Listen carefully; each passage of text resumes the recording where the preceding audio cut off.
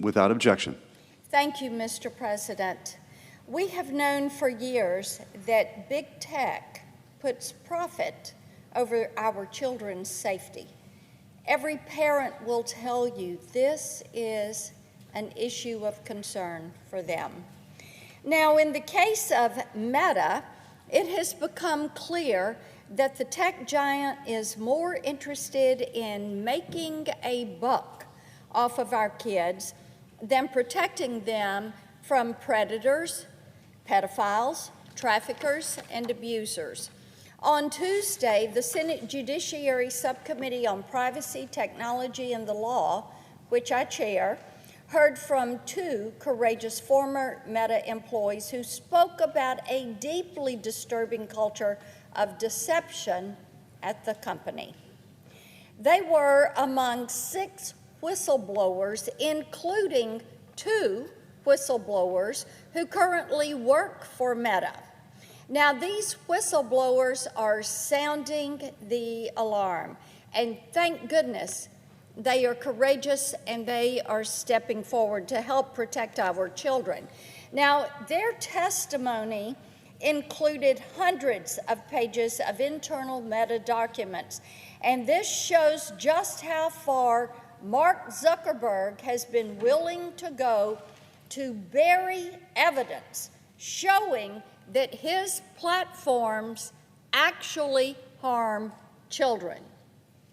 As I said, hundreds of pages of documents that show us and bear out how far Mark Zuckerberg will go to bury the evidence that his platforms harm children. 2 of the whistleblowers are former safety researchers for Meta.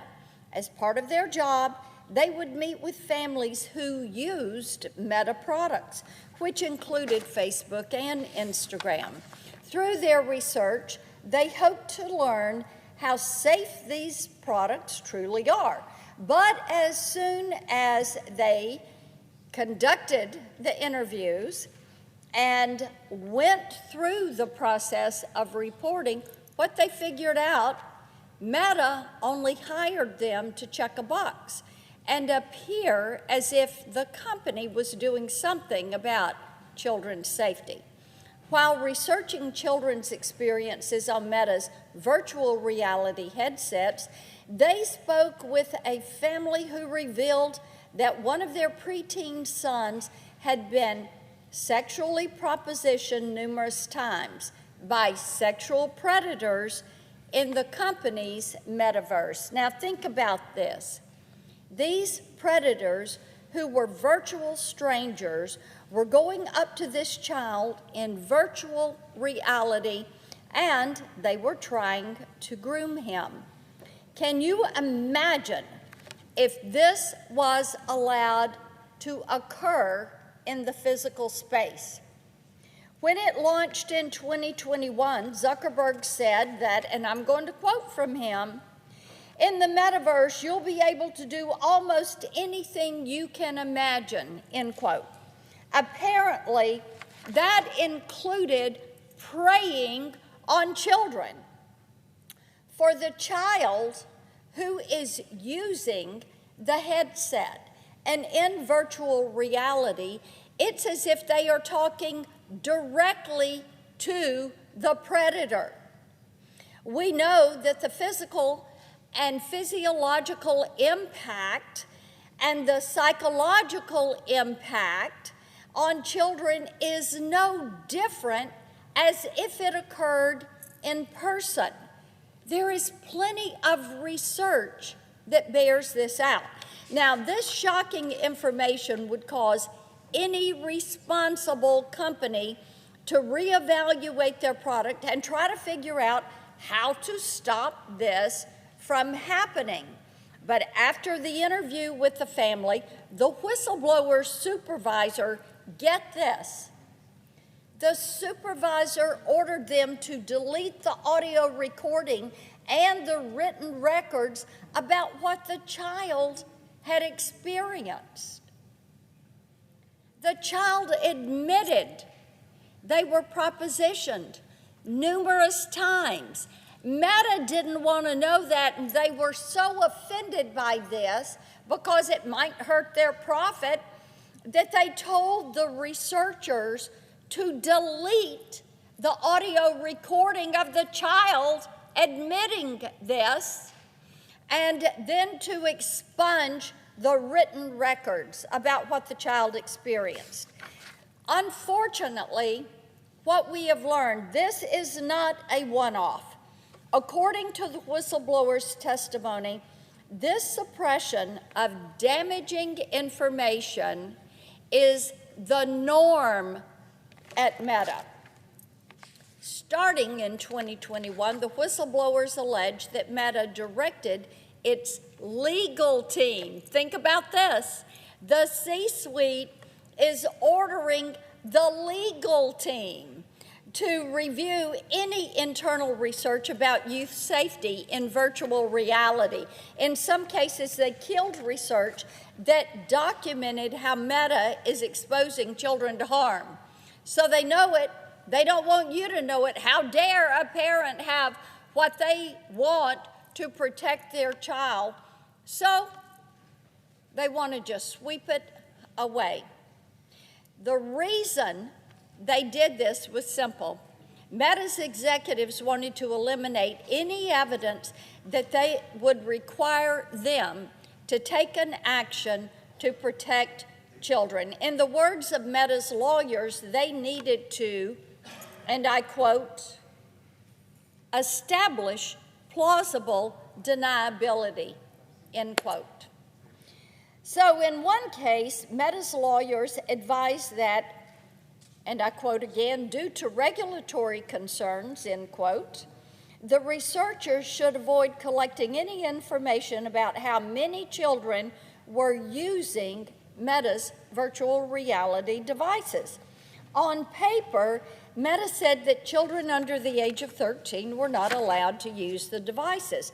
But in practice, employees estimated that some virtual rooms were up to 90% underage.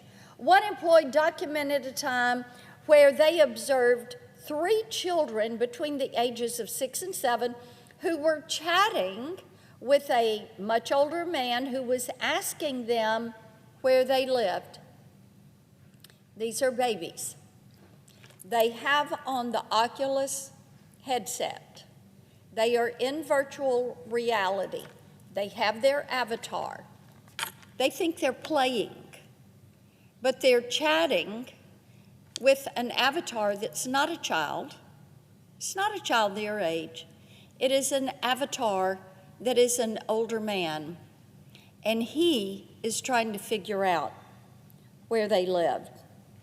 Now, the employee told Meta they knew that these were young children based on the sound of their voice. Yet, what did the company officials try to do? They tried to suppress this, to sweep it under the rug, to keep people from knowing this was happening. Meta executives told the researchers that they shouldn't refer to kids on the platform. Instead, they were told to refer to them as, get this, alleged minors with young-sounding voices who may be underage. Again, that is a direct quote. So let me ask you this. Does this sound like a company concerned about how its platforms expose children to predators and pedophiles? Or does it sound like a company that is doing everything possible to cover up this horrific abuse? With Meta and other tech platforms, we've seen this negligence over and over and over. Indeed, I have talked on this floor many times about this issue. Senator Blumenthal and I have talked tirelessly about this issue as we've held hearing after hearing. With their algorithms that the tech firms use, that Meta is using. What they are doing is creating what one of the researchers referred to as a playground for pedophiles. That's really sad.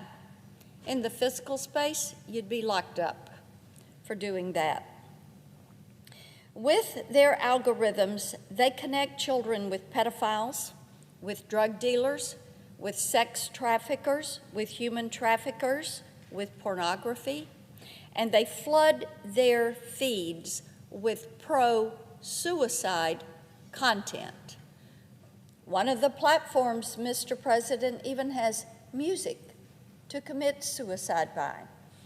With their AI chatbots, they sexualize children in role-playing fantasies.